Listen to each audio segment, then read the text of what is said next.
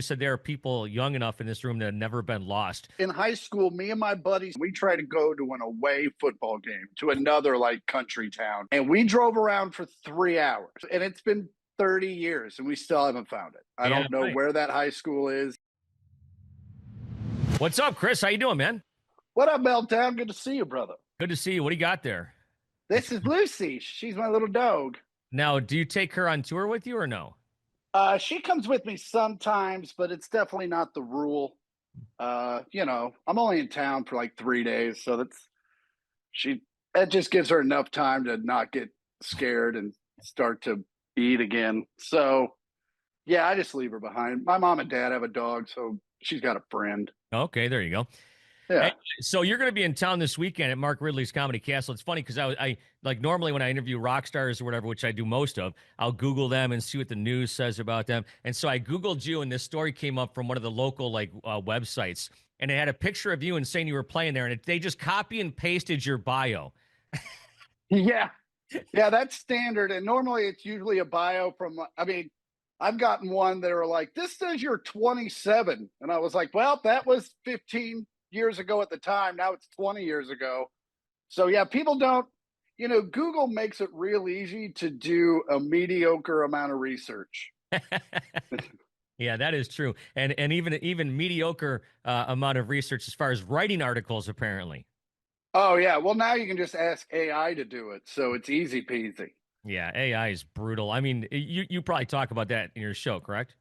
I haven't gotten to AI yet, mainly because I still use it to write a lot of my jokes. And no, I'm kidding. No, I don't really talk about AI yet. I don't really use AI. It scares me. Yeah, And I'm with you. I don't use it either.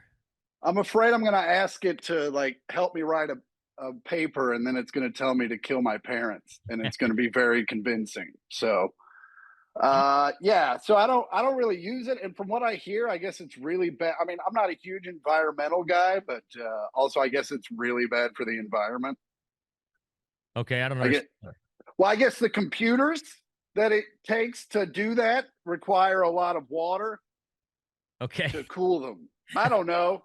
I don't know. Maybe it's just we have to feed Elon Musk all the water so that he doesn't just take it for himself. I don't know, but that's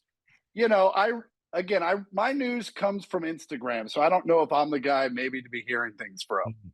Yeah, one of the funniest lines I'll never forget. The first time I saw you use this line was at the Kid Rock Comedy Jam. I think the second one, if I'm not mistaken. And you said there are people young enough in this room that have never been lost, and that is so true. We got lost all the time as kids. Oh, I remember in high school, me and my buddies trying to go. I grew up out in the country, and we tried to go to an away football game to another like country town. And we drove around for 3 hours, and we still have, and it's been 30 years, and we still haven't found it. I Yeah, don't know right. where that high school is, but we never made the game. I think And when I first came here to interview to Detroit from Buffalo, one of my friends that used to make this trip all the time as he was a truck driver, he wrote me some instructions. He said, take this to the first big bridge, then take the 403, then take it to the 401 to the next big bridge. And you're in Detroit. I'm like, that's simple. And then 5 hours later, I'm still driving. So yeah, and you're like, well, what big compared to other bridges or just in general? Because yeah, all bridges are pretty big. that's right. Yeah, but no. So you grew up in a small town. So how big was your town? Because I thought I thought in the research I did that the town that you live in maybe or that you're from is the fourth largest town in Missouri. Is that true? Well, I'm from Kansas, and Or Kansas? so yeah, I lived in Shawnee, which is like a suburb of Kansas City, but my high school was even further out in the sticks. And so DeSoto, where I went to high school, was, very rural. I didn't have a farm, but a lot of my friends did. It was Yeah. like that kind of like it was like neighborhoods were starting to move in, but it was still a lot of my friends in high school would be like, "Oh, I woke up at 4 a.m. and baled hay Mm. for the light." So, and I was like, "Oh, I woke up 14 minutes before I had to leave." So, Yeah, there was a cornfield and still is behind the house I grew up in. oh wow, no, the field I rolled my mom's car in is now a subdivision. Like everything's been built up. Like if you went out there now, you're like, this isn't country. And I'm like, well, it's also not 30 years ago. Yeah. So Yeah. My town still remains pretty small. So how many people did you graduate with? 104. Okay, so I'm about that. I think mine was about 125 or so. Yeah, same thing. Yeah, it was definitely one of those things. I knew everyone I went to high school with. Yeah, I did too. And you probably like me could have told anyone where they even lived. Oh, 100%. And most of the people I went to high school with still live in that district. Yeah. Like I think six of us have actually left and and moved away and then came back. But yeah, it's very weird. I went there to do a like a career day, which was a terrible idea on their part. Be a comedian; it'll be great. It always works out. Don't read the news. And so I went back, and like four girls I went to high school with taught there. Mm. Like it's crazy. Yeah, I'm coming up on my 25th wedding anniversary in a few weeks here, and I wouldn't change anything for the world. But there is a part of me that is jealous and envious of some of my friends that never left town and married their high school sweethearts and still live there.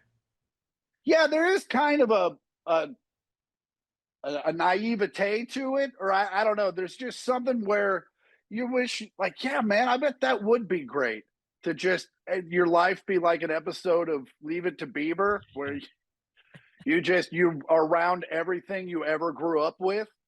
But that being said, I love the fact that I moved away and lived in a big city for a long time and did some really crazy things and but yeah, there is that part of you that just wishes being backstage at a concert was a big deal again. Right. Yeah. I was just thinking as you were talking, it's like, even though, that is kind of a cool thing from some of the people that we grew up with, you and I have had the chance to do many cool things. I've only been in Nashville, I think, 9 times, and I've hung with you at least 3 or 4 times in Nashville. And some of the things that we've done there, it's like I don't even want to talk about, but it's like some of the stuff is just kind of insane if you think about it. Oh yeah, when your friends are like, "Oh, I'm a big Zach Brown fan," and you're like, "Oh, I've hung out with him. Yeah, Yeah. we played guitar for an hour drunk at Kid Rock's house." Yep. I've been there And in that situation. Yep. yeah, and people are just like, "Wait, you did what?" And you're like, "Yeah, man, he's a great guy." So yeah, it's look, you and I've led a very blessed life, and it's really cool. But yeah, there is something to be said for that. You know, the world being humongous and being just so enamoring. Because I think there's definitely a cynicism when it comes to you and I, where you're like, yeah, it's not that great. It's not that great because we did it. If we were looking from the outside looking in, it would be different. Oh yeah, and I just I try to look back, like especially like when you're backstage at a concert or whatever. I just always try to remember. Like I remember when I got to ride around with the Black Pros for like 2 weeks back in 2013, Okay. and every show that I did, I would walk out to the very back of the room and I would just go, remember when this was your seat Yeah. and how much you wish you could just go backstage and hang with the boys. And then I would do that. I would just walk backstage and I'd be like, just do it again, just so you know you did it. And so, yeah, but that's long. And, now it's to the point where you're like, oh, I don't have VIP access. I'm not going. No, I'm not doing that. I know. I got a little inside running joke with my friends. If I'm not made to feel special, I'm just not going. Why would I leave my house if I can't, go do the stuff we like to do? Oh, that's 100%. Like it's like I don't do live football games anymore because it's shot so well on television. You're Yeah. just like, why would I go be around people I don't like? Now, so you're in Kansas City, and did you now last time? Well, I shouldn't say last time, but one of the times I saw you back last fall was with Brad Williams. Do you guys know each other outside of the comic world? Because he's always at those games. I don't know what your relationship is with him. I know you played with him. Yeah, Brad Williams is my best friend in comedy. Okay. Okay. Yeah, we came up together. Obviously, his rise has been a little meteoric than mine. Uh, but yeah, he and I have stayed great. As a matter of fact, I was out in LA last week. We had dinner. Yeah, he's a dude that I keep in constant contact with, and love on a personal level. Yeah, he's a good dude. And so have you hung out with Rob Dietrich as well from Metallica's Master Distiller? No, I've not. I've not hung out with Rob Dietrich. No. Yeah, because Rob's a friend of mine, and when I knew I was going to see him in Nashville, I texted Rob and I'm like, "Hey, I'm gonna go see your boy Brad," and it was kind of cool. Brad came up to me, he's like, "Oh yeah, Rob told me you were coming."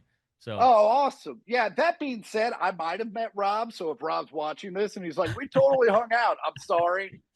But yeah, because you know how it is when you're back, you're hanging out with a bunch of people like, "Oh, this is so and so," and you're like, yeah, "Yeah, yeah, yeah." And then you like move on to the next 34 people you have yeah, to meet that day. So yeah. yeah. So Rob, if you're listening, if we've met, I'm sorry. That was great at the Ryman with Brad. And then it's funny because at halfway through the show, I left. I went and got a drink, and I'm standing at the bar, and it's kind of empty. There's everyone's in their seats. I look over at this guy, and I'm like, man, that guy looks so familiar. I couldn't think of where I knew it from. And then you guys were playing that song at the end of the stage, and at the end of the night on stage, and he jumped up on stage. It was the guy from NSYNC. Chris, Or Chris Kirkpatrick from yeah, InSync. I looked at him. I go, where Yeah. do I know this guy from? And the only reason I knew him from was because I'd watched the documentary. Yeah. No, he's a great guy. He lives in Nashville, and yeah, it was funny. Brad's like, "Hey, I want you to open for me in Nashville," and I was like, "Fine." And then he was like, "Also, I want you and Zach to come up and play guitar with Chris Kirkpatrick," and I was like, "Well, you're asking. That's a big, tall order for such a short dude." And but we got it done. So people that may not know, Zach is Zach Myers from Shinedown. You guys have played a bunch of shows. I think the last time you were here in Michigan was at the Machine Shop for your Campfire Astronauts. Is that right? Yeah, yeah, that's the last time. It was a lot of fun. Me and Zach get together and we tell stories and play songs. And obviously, the Machine Shop is a legendary venue. And it was we were just blessed enough to. Kevin's a good dude and took a chance on us, so it Yeah. was a lot of fun. That was great. I think I told you I might be one of only a few people outside your crew that saw those shows twice. Oh yeah, Yeah. And the one because you. time was at Zanies with when Kenny Wayne Shepherd came up on stage and Jelly Roll as well. Oh yeah, that was the Nashville shows are always fun because everybody lives in town. Yeah. But the Machine Shop was the best show of that tour as far as like our performance went. Like we had finally kind of locked it in. That's the weird thing about that gig is, we don't really have a lot of time to rehearse, so we just kind of show up and do it. So the more the more we do it, the better it gets. So. And of course, Mark Ridley's Comedy Castle this weekend, Thursday, Friday, and Saturday. And I wanted to touch base real fast. I saw, obviously you got that comedy album or comedy special you put out a couple years ago, where you kind of made yourself up like the Butcher album from the Beatles. Now, Yeah. I actually have one of them. I bought one for $8, and it's a Phase 2 with the sticker on it. Yeah. Oh, that's you've definitely made a lot of on your investment. That's for sure. Yeah, that was kind of just a lucky one by chance. I happened to grab that. What's the most valuable piece of vinyl you got? I actually do have I have a Third State Butcher album, so it's been peeled. Right. I got that in Nyack, New York. I think last year I walked in and a guy had 6 of them in various states, and I walked in and I'm like, "What? Are these fake? What is this?" And he goes, "No, a guy just died who was a huge collector of just Beatles vinyl." Hmm. And so he had that, and then they had a whole section of like rarities and B-sides and I bought a couple like live records from the early 60s, and they sound terrible, but you can hear it enough to where you're like, this is the Beatles at their youngest. It's super great. But your Second State is actually starting to become more valuable than a Third State, just because so many of them have been peeled Yeah. that people are actually starting to look at Second States a lot more. So I just happened to post it on Instagram, and one of my friends says, he goes, I think that might be, and you could see where the sticker was, and you could see Ringo's vest. yeah, that's the black triangle is the big tell. Yeah. Yeah. And so I've got some other ones. How many records do you think you have? Well, that many. Okay. So So what? yeah. 400 or 500? Yeah, I would say right at 4 maybe. Okay. Yeah. Yeah, I'm always in 'Cause search. There's a record place, by the way, in Royal Oak where you're going to be this weekend called UHF, which you might want to check out. I will definitely check it out. I'm always looking I'm always looking for new vinyls. I found I walked into a record store in Austin and it ended up costing me like $400. It was a rough day. I'm sure. So I know now. I know the one time I was with you, Kid Rock gave you his best of or something, signed it. That was really badass. Do you look for like new records? Do you look for original ones, or what are you looking for? I prefer the originals just because, you know, when they remaster stuff, especially nowadays, there's you can't avoid digital. Like they're gonna run it digitally at some point, and the whole reason you get vinyl is for that analog sound. So as much as possible, I try to get OG pressing. Yeah, me too. That I was going to say, I think that they kind of almost have like a story to tell. Somebody owned this before me, and they went and bought it, and then I got it, or whatever the case is. But it's like I could sit home all day long and tell my wife, "Oh, get me a copy of this Beatles record on Amazon or something." That's no fun. that's no fun. But that being said, if a record is, the new records, you have to, they're all, Right. you just is what it is, and you buy it for the experience. But the older records, if they're hard to find, I'll buy a reproduction, but always on the search for an original pressing. What And was the so What was the first one you bought? Do you remember? the first record I bought, Yeah. I don't know. Well, the first record I had ever was Michael Jackson Thriller, because Okay. I'm old enough to where the first copy my parents bought me was vinyl. Mhm. And I think I still have that copy. It's in terrible shape because you shouldn't allow an 8-year-old around records. That's But I do have 3 other copies of Thriller that I bought before the documentary, and so yeah, like the reason that Austin record store cost me so much. I only bought 4 records, but one of them was an original pressing of a Meters record, and another one was a Dyke and the Blazers record, which is a guy that made one record and then died of a heroin overdose. mm. So but yeah, so like those records are very expensive, but they're also never going to lose value because they're not going to be made anymore. Yeah, I'm always on the search for 80s hard rock and metal records, and those are really hard to find. And if you do find them, they're expensive. Yeah, I mean the OGs, yeah, if you want like a first pressing, Yeah, but it's the later '90s records that are hard to find because they just weren't making as many. that is true. Yeah. So I think you're about 10 or 12 years younger than me. Did you buy records when you were a kid, or was that already like kind of CD phase? That was all. I wasn't into records until my early 20s. Okay.